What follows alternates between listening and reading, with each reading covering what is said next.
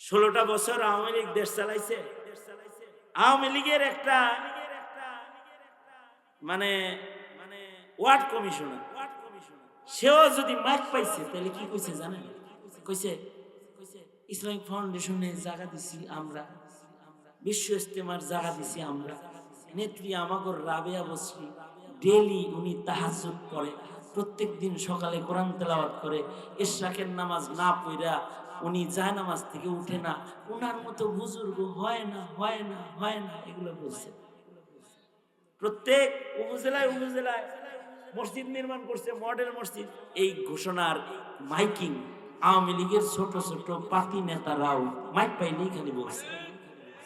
কিন্তু এই আওয়ামী লীগ এরা এদেশের আলেমদেরকে যত অত্যাচার করেছে, স্বাধীনতার পর থেকে এ পর্যন্ত কোন সরকার এদেশের মাটিতে আলেম অত্যাচার করে না। মাদ্রাসাগুলোকে বন্ধ করার পায়তারা করেছে, আলেমদেরকে হয়রানি করেছে। সবচেয়ে বড় ক্ষতি আপনার সন্তানের যেটা করেছে সেটা হলো এই যে শিক্ষা সিলেবাস পরিবর্তন করে মহানবীর গল্প সরায়া গোমাতাকে প্রবেশ করায়া মুসলমানকে হিন্দু বানানোর চক্রান্ত করেছে, হিন্দু বানানোর চক্রান্ত করেছে।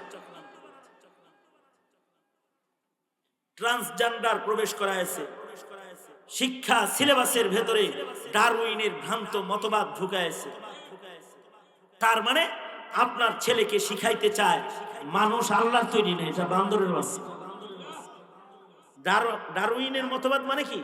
মানুষ কিসের বাচ্চা? এই কথা বলেন, মানুষ কিসের বাচ্চা? মানুষ তো মানুষের বাচ্চা। ডারউইন বলে কি? মানুষ বান্দরের বাচ্চা।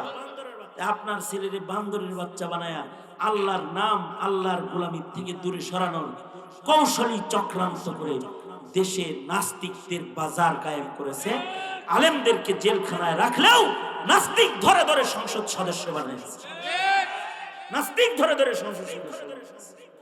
যত নায়ক নায়িকা গায়ক গায়িকা আছে এগুলো সব সংসদ সদস্য। আর মৌলবী আলেম ওলামা ভালো মানুষ যারা, তারা নির্যাতিত নিপীড়িত। এই উন্নয়ন করে তারা জুলুম করে জাতিরে এমন অতিষ্ঠ করেছে যে শেষ পর্যন্ত রাস্তা দিয়ে হাইটা যেতে পারে নাই, উইরা পালায়া যেতে বাধ্য হয়েছে, উড়ে পালায়া যেতে বাধ্য হয়েছে। সুতরাং আপনার সন্তানের যে একটা ধর্মীয় ক্ষতি সাধন হয়েছে এটা আপনি বুঝার চেষ্টা করুন।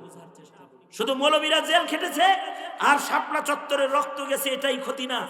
আপনার সন্তানের কালমা ভুলাই দিছে, কালেমা ভুলাই দিছে, কালেমা পড়া জানেন আপনার সন্তান, ধর্ম শিক্ষাকে তছনছ করে দিয়েছে।